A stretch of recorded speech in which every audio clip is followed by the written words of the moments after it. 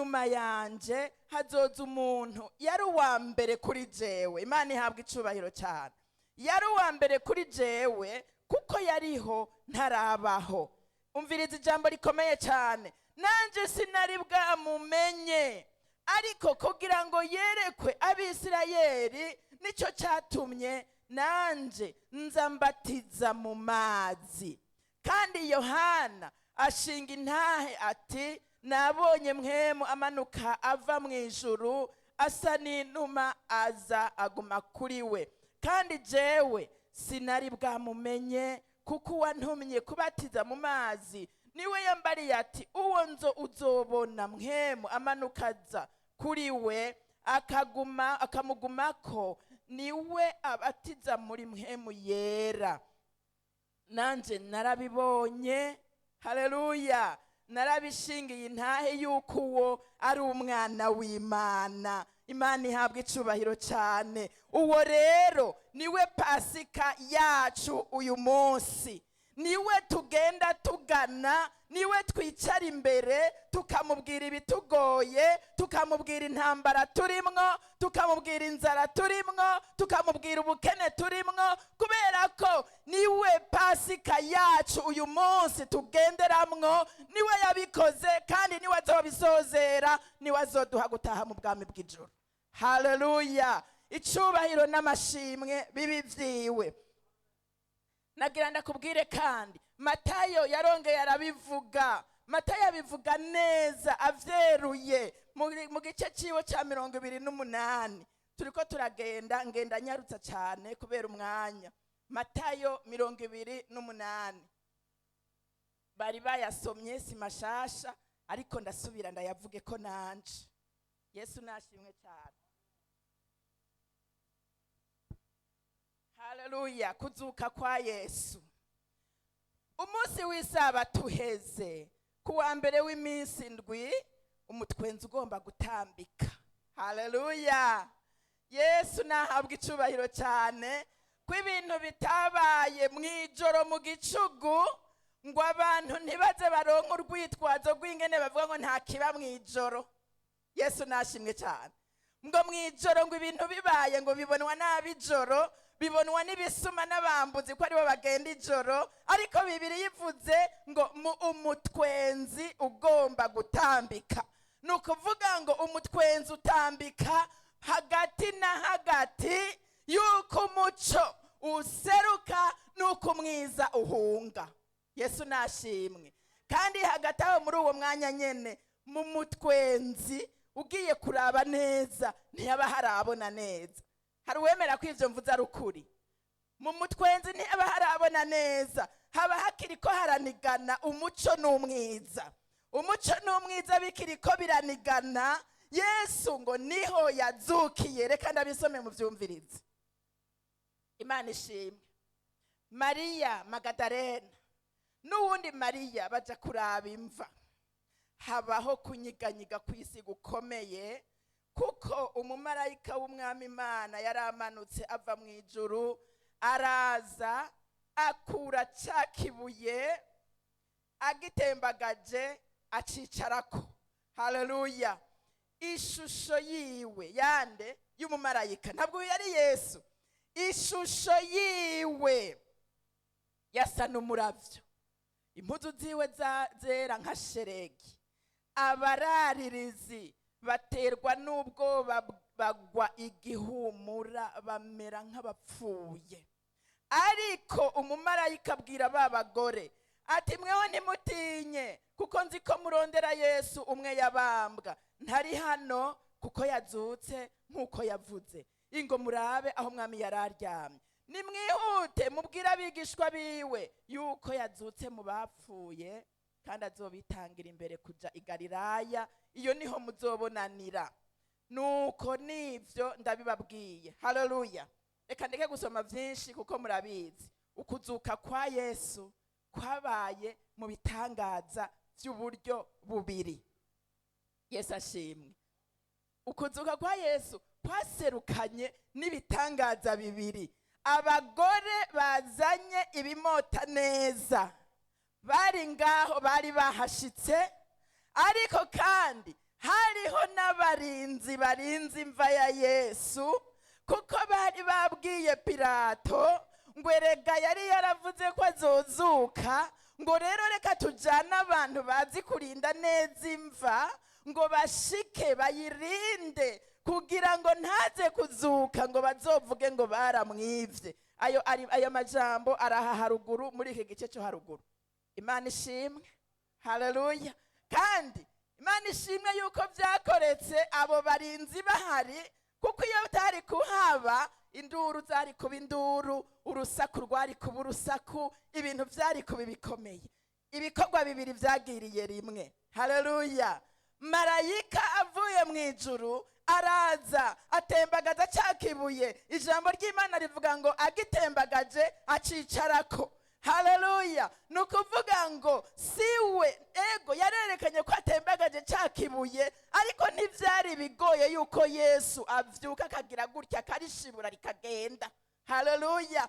Ariko vyari bikenewe ngo marayika habe kugira ngo aje gutangaza inkuru nziza kuri ba bagore baje kurondera Yesu.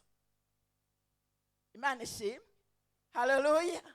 Icyantangaje cya mbere, marayika ngo acabanza kuja ku ruhande rwa ba bagore, arababaza ngo ni kuki muronderera umuntu muzima ahantu h'abapfuye, ngo nimuze murabe aho yari aryamye. Ariko ku rundi ruhande hari abasoda.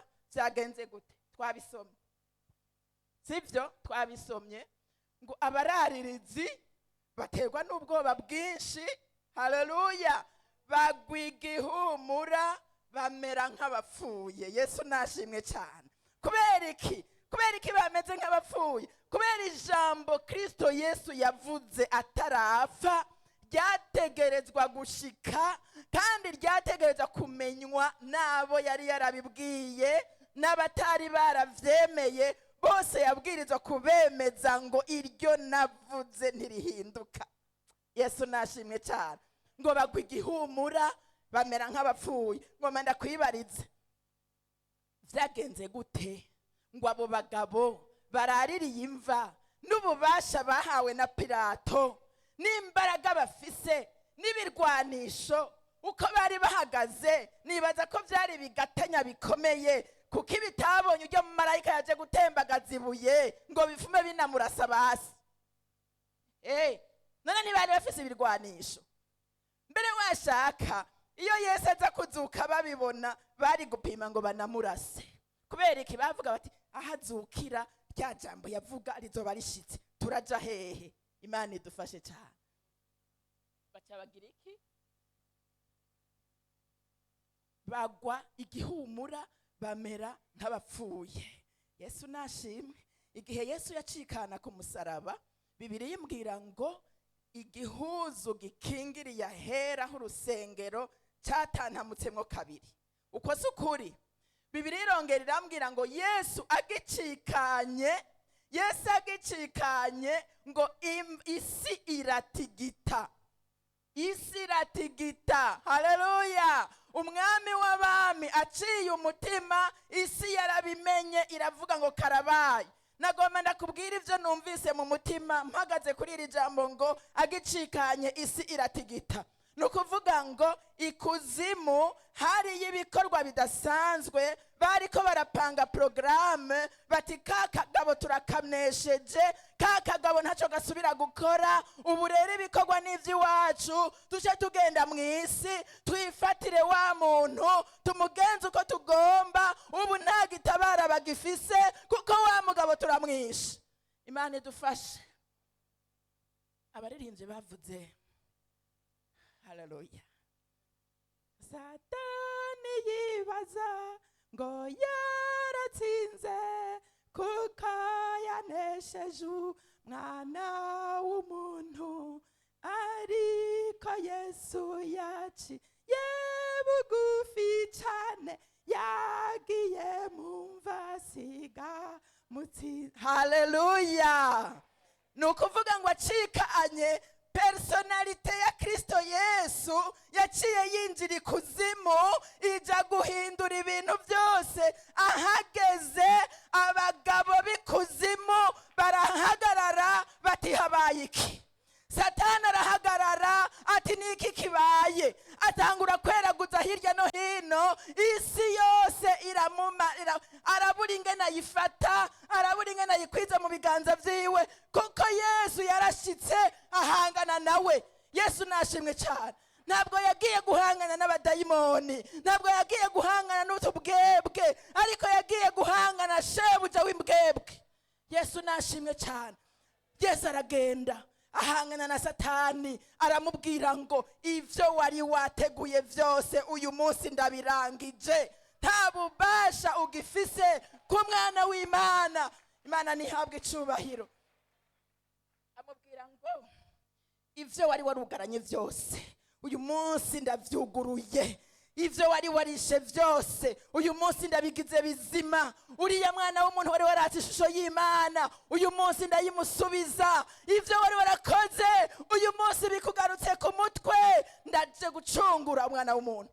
Haleluya. Bibiliya yavuze ngo akipfuye ngo imva z'abera ziruguruka, ngo zimaze kuguruka ngo bava mu mva amaze kuzuka.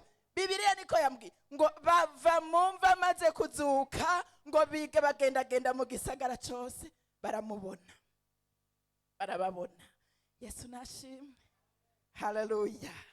Mbega none ndakubaze, uyu munsi nta bintu Satani yasubiriye kuza kubaka iwawe byo kugusambura, byo kugukura mu mugambi w'Imana, akavyubaka nawe ukemera kubaka, ukemera kubaka, agahinda kakaza ukemera kakaduga, amaganya kaza ukemera gakomera, ubukene bukaza ukemera bugakomera, ukugwanywa ukemera kukaza bugakomera. Ivyo bikaba hejuru yawe, ukasigara ugenda uri imbata, ukagenda urabubuta hasi, ububutana imizigo, ububutana ivyaha, ububutana agahinda, ububutana amarushwa, ububutana vya bindi vyose biguhanze. Nagira ndakwibutse ko yagiye mu mva agasiga mutsinze, akamwaka imfunguruzo, akazizana, akaziguhereza, akakubwira ngo uyu munsi ufise uburenganzira bwo kugenda imbere ya data ukavuga ico ugomba. Yesu nashi. Haleluya. Ivyo ntibitangaje, si twebwe twenyene bibako, n'abatwitangiye imbere vyababayeko, bakagendana amaganya, bakagendana agahinda, baramubonye, baramukozeko, bakagendana muri vya bindi vyose kandi baramubonye. Nagira ndaguhe ihumure, ijambo riguhumuriza, rikubwira ngo uko vyogenda kose ni wibuke igikorwa Kristo Yesu yakoze ku musaraba. Hari ico yakoze, hari icyo yakoze ku musaraba, kandi nagomba ndagutumirire ngo ibiri kuri wowe vyose biriko biragucinyiza bigusubiza hasi, ngomba kuguha ijambo ryo kubitsinda, iryo Kristo Yesu yavuze. Yesu nashimwe cyane. Erega sinteba ivyahishuriwe Yohana, ivyahishuriwe Yohana igice ca 5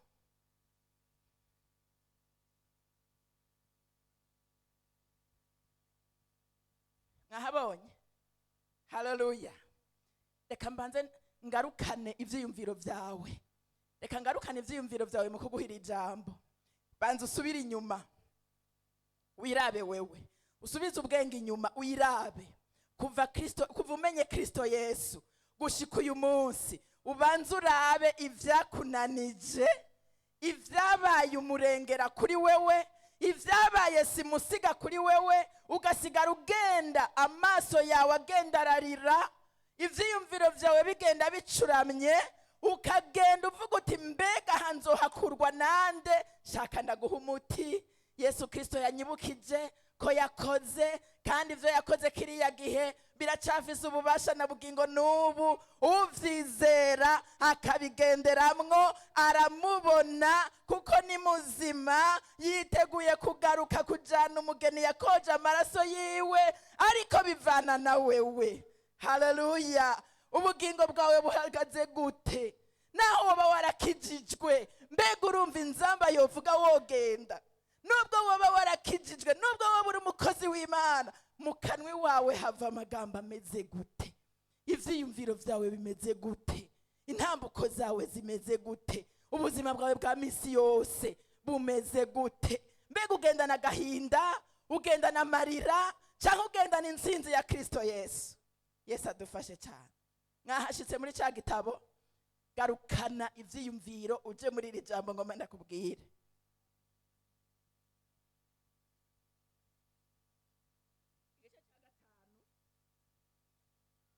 Haleluya. Ndahera ku murongo wa mbere. Yohana yerekwa umwagazi w'intama w'Imana. Mbona igitabo mu kuboko kw'iburyo kw'ivyagiye kuri ya ntebe, cyanditswemwo imbere n'inyuma, kimatanijwe n'udushashara indwi tudomwemwo ikimenyetso. Mbona umumarayika w'inkomezi nyinshi, haleluya, asemerera n'ijwi rirenga ati, ninde bibereye ko azingurura kirya gitabo ngo amene ibikimatanije? Wavyumvise? Ngomba kuhagenda buke bw'ahantu.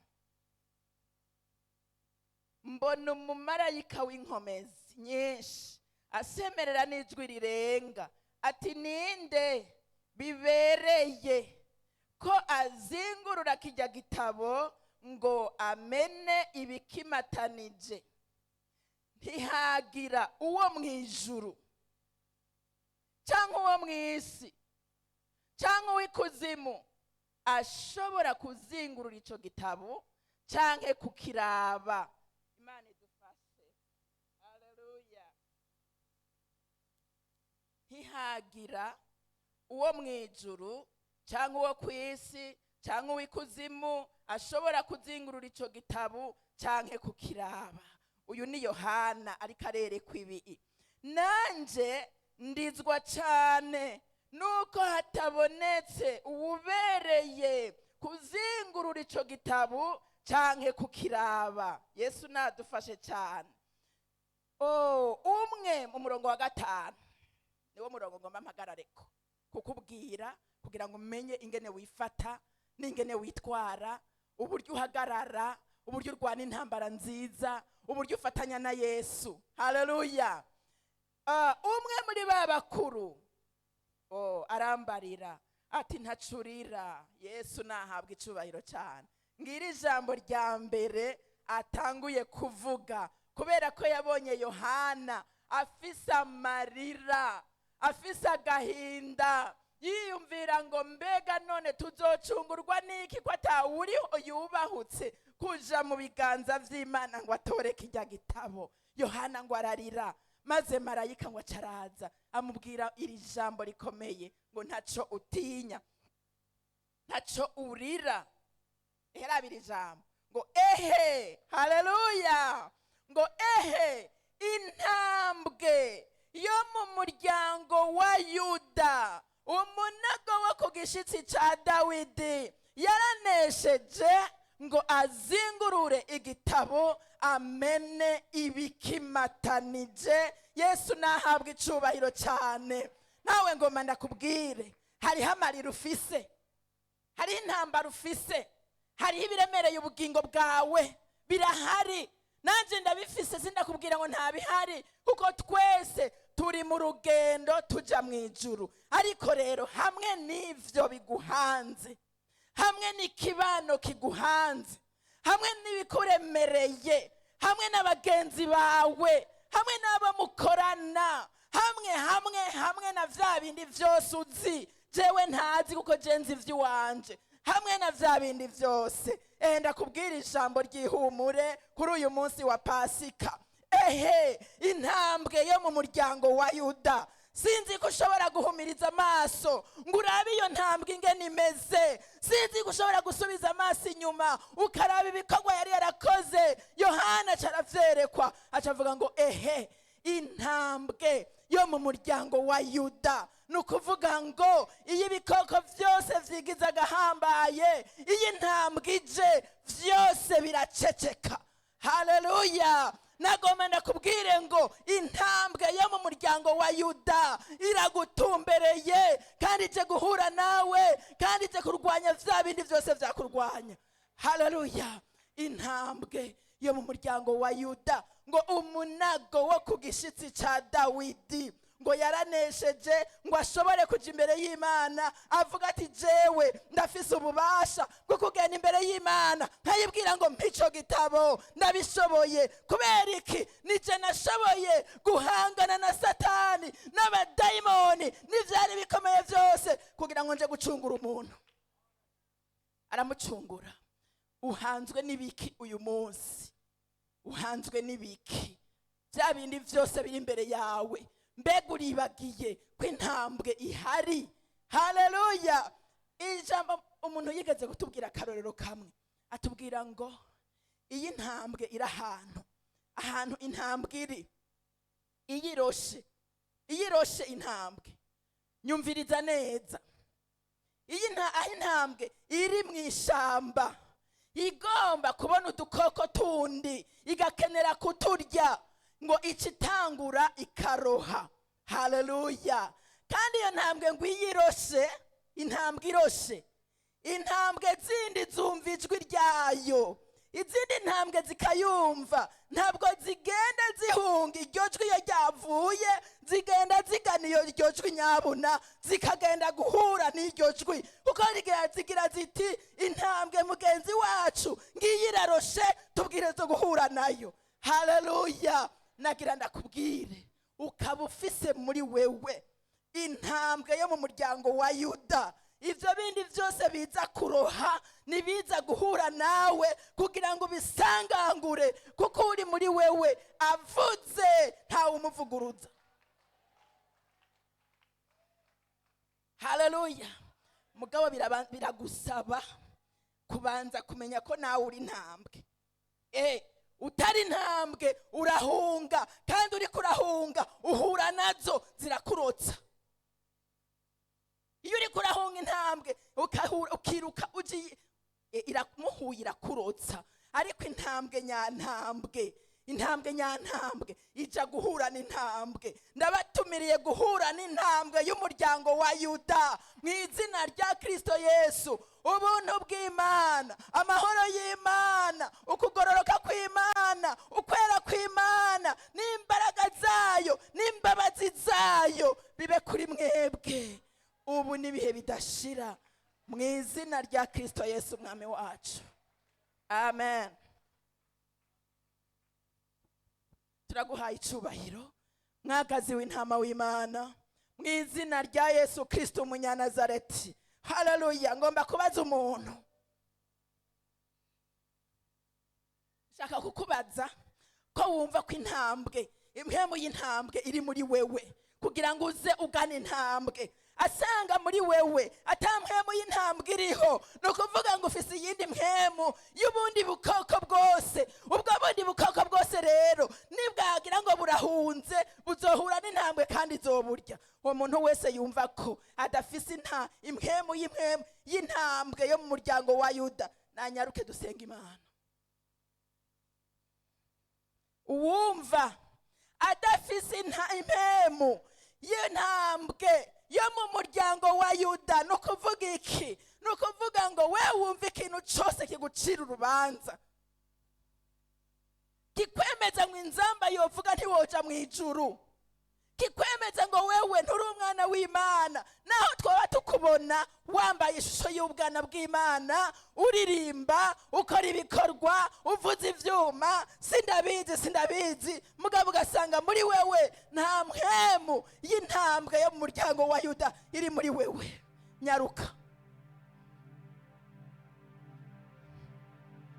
Nyaruka kandi aha ntiduteba, nunyaruke usabe muri wewe habemwo intambwe yo mu muryango wa Yuda.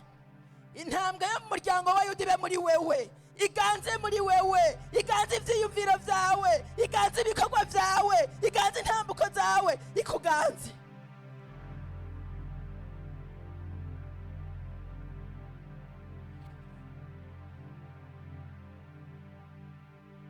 Utarimwo impemu ya Kristo Yesu, urimwo impemu ya Shetani. utarimwe impwemu ya Kristo Yesu urimwe abadayimoni, utarimwe impwemu ya Kristo Yesu urimwe ibikurwanya, urimwe ibizogushira muri gahinomu. Mbega wumva bimeze gute mu bugingo bwawe? Intambwe yo mu muryango wa Yuda, umunagoko gishitsi ca Dawidi yaranesheje ngo amene ibikimatanije, azingurura ico gitabo yerekane amabanga anyegejemwo. Wumva bimeze gute?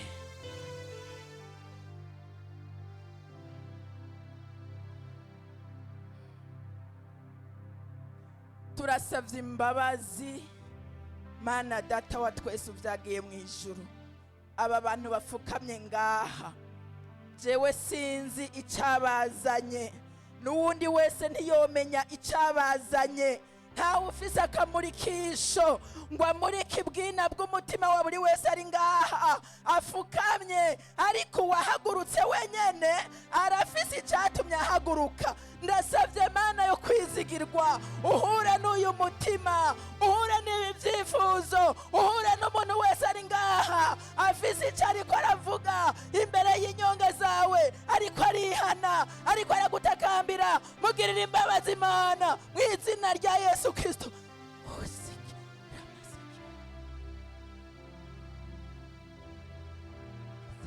Mu izina rya Yesu Kristo umugororotsi, imbabazi n'ikigongwe Mwami, ubaharire, harira ubu bwoko bwawe, harira izi ntama zawe, ziharire, zihe kugira impwemu nk'iyari muri Kristo Yesu. Uwo ngo nawe yari afise ishusho y'Imana, yaciye bugufi kugira ngo aze kundondera no kubarondera. Izina ryawe nirishigwe hejuru, ubababarire kuko uri Imana ibabarira. Bahure nawe, bahure n'ubwiza bw'Imana, bahure no kugira neza kwawe. Imbabazi zawe zibatwikire, uzobukoze. Icubahiro cose kikugarukeko ubu n'ibihe bitazoshira, mu izina ry'umucunguzi wacu Yesu Kristo. Amen. Amen. Amen.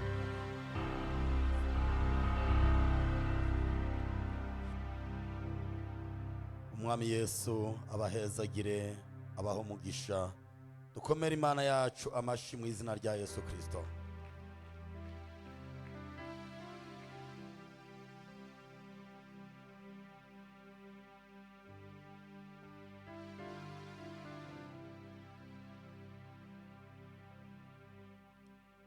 Hajya murarya amajambo, hari amajambo kubera akanya atadusomeye, ngira ngo no yasoma nk'abantu badafise Bibiliya bakayumviraho, kuko amasaha ni meza. Ubu ni saa 5 zuzuye zirenga 5.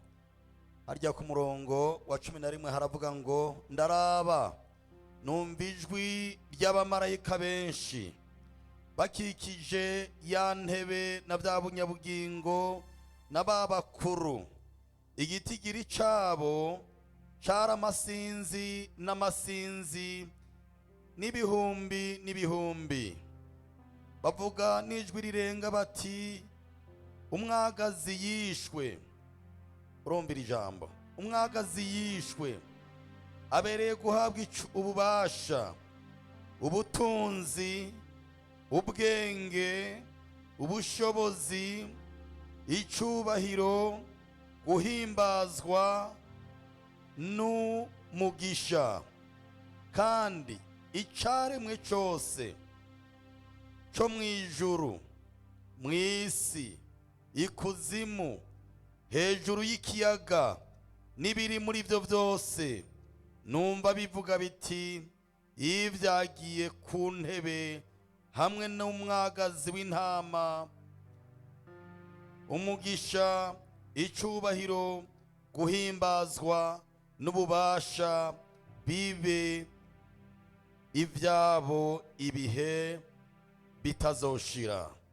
Kandi iby'abinyabugingo bine biravuga biti, amen. Bano bakuru bikubita hasi barasenga. Aya majambo Imana ihezagira umukozi wayo, n'amajambo meza by'ukuri y'inkoramutima.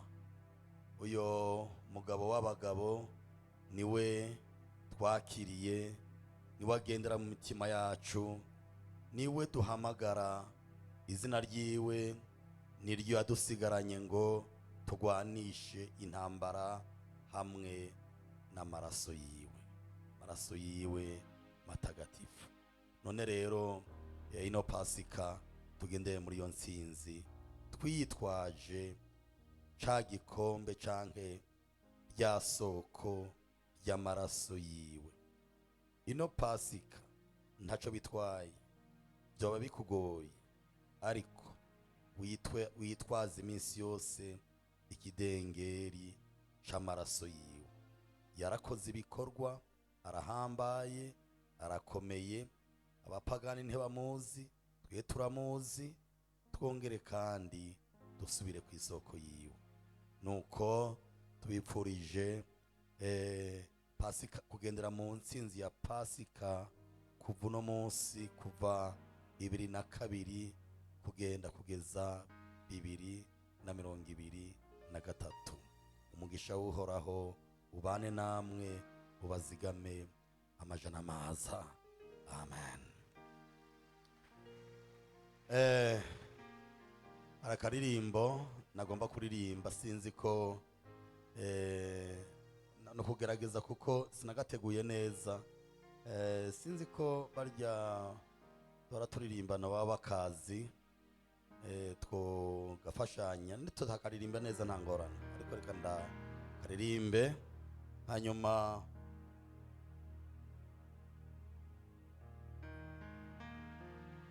pastor atwemereye, ngira ngo turaca dutanga amashikanwa, ariko ndabasabe gutanga amashikanwa tuzore tubanza dutekane neza, sibyo ga yemwe? Ubanza utekane neza, ugende gushikana witonze, utirukanga, utaca usohoka, witonze. Imana ishimwe cyane. None rero reka aradushiramwe inanga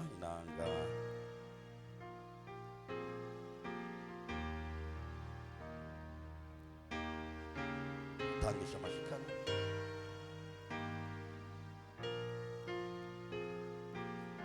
ongera kandi usubiremo kandi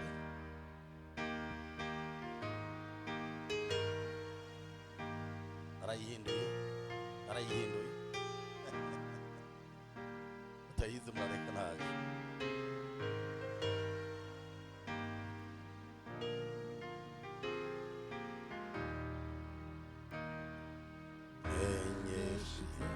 Yesu byose maze ubinyandikemwo, biribyewe by'akamaro, nezezwa no kubyumva. Birukwa abamarayika baririmbye yavuze, wicubahiro kumana, amahoro abe kw'isi hose. Menyesha bya Yesu byose maze ubinyandikemwo, biri by'akamaro byose, nezezwa no kubyumva.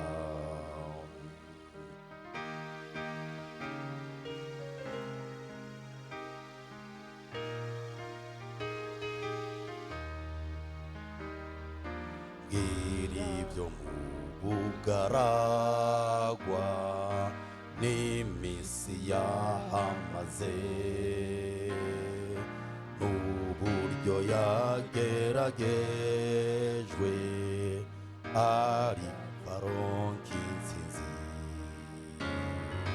Bwira n'ibikorwa byiwe, vuga uko yababajwe,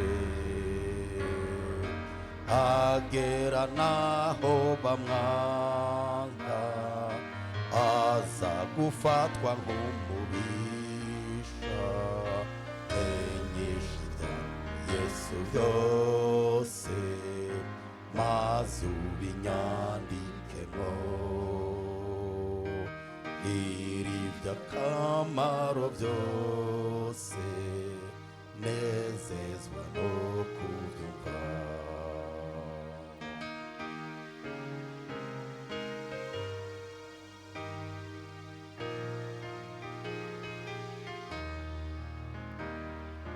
iri by'umusaraba we n'uburyo bamubambye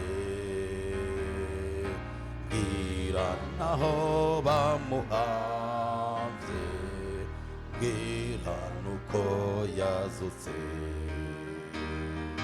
n'urukundo ruhebuje watumye mbabarizwa barukugira ngo aduhe agakiza katozoshira menyesha ibya Yesu byose maze ubinyandikemwo iri by'akamaro byose nezezwa no kubyumva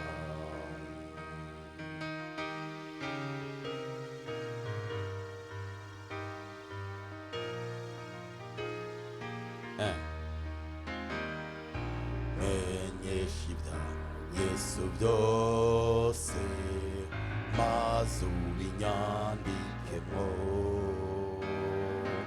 mwiribyiwe by'akamaro nezezwa no kubyumva irukwa abamarayika baririmbye yavuze wicubahiro ku Mana amahoro abe ku isi hose menyesha ibya Yesu byose maze ubinyandikemo iri akamaro byose nezezwa no kubyumva menyesha ibya Yesu byose maze ubinyandikemo iri by'akamaro byose maze no kubyumva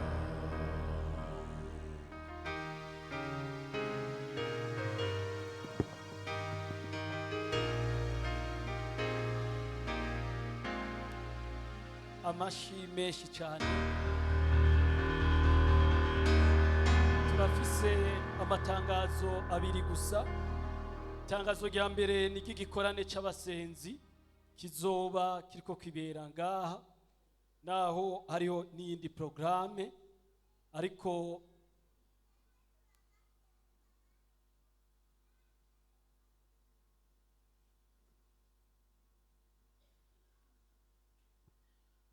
abasenzi bazoza barakorana ibindi bikorwa byose biheze ariko bazoba bari mu mpwemu y'amasengesho uko igikorane cyabo kizoza kiratangura isaha 9 z'umuhingamo ku munsi wa gatatu no ku munsi wa kane ngaha hariho formation y'abakozi b'Imana kuko hari abantu bariko bategura igikorane kininiya abavuga butumwa bose bo mu ntara ya Gitega bazoba bakoraniye ngaha tugasaba imigwi ikorera mu ishengero imigwi y'abagabo korale centrale abakenyezi ugwaruka new family ko nabo nyene ariho boba bari uhereye isaha 7 gushika isaha 11 kuwa gatatu no kuwa kane kuwa gatano no kuwa gatandatu hazoca haba abakuru bo muri abo nibo bazogira formation umunsi wose bagire seminaire bariko barabigisha ivyerekeye iryo vuga butumwa